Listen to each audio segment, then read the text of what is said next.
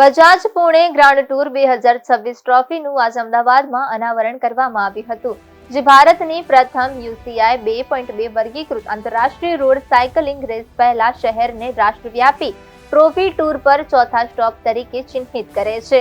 નાયબ મુખ્યમંત્રી હર્ષ સંઘવી અને યુવા બાબતો અને રમતગમત મંત્રી ડોક્ટર જયરામ ગામિતના હસ્તે ટ્રોફીનું અનાવરણ કરવામાં આવ્યું હતું.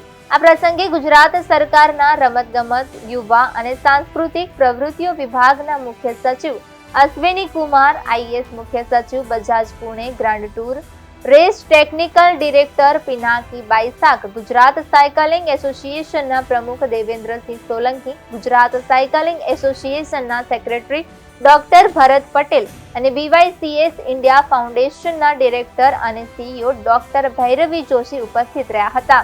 મહારાષ્ટ્ર સરકારના સમર્થનથી પુણે જિલ્લા વહીવટીતંત્ર દ્વારા આયોજિત બજાજ પુણે ગ્રાન્ડ ટૂર 2026 એ ભારતની અગ્રણી आंतरराष्ट्रीय साइकिलिंग इवेंट है।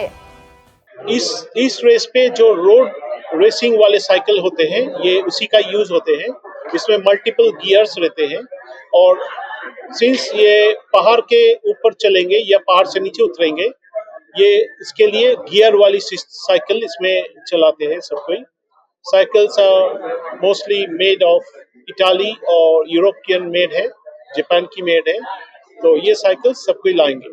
How many there are women participants? इसमें वोमेन वाली इवेंट नहीं है, ये एब्सोल्युटली फॉर मेन, ये मेन वाली इवेंट है। 176 पूरे वर्ल्ड में से आएंगे, जो क्वालिफाइड होंगे वही होंगे और इंडिया से भी होंगे, गुजरात से भी होंगे। ગુજરાતમાં સાયકલિંગ ડેવલપમેન્ટ માટે દર વર્ષે અમે ગુજરાત સ્ટેટ ઇવેન્ટ કરીએ છીએ, ડિસ્ટ્રિક્ટ થાય છે, નેશનલમાં જાય છે. નેશનલમાં આપણા ગુજરાતના પ્લેયરો મેડલ પણ લઈ આવે છે.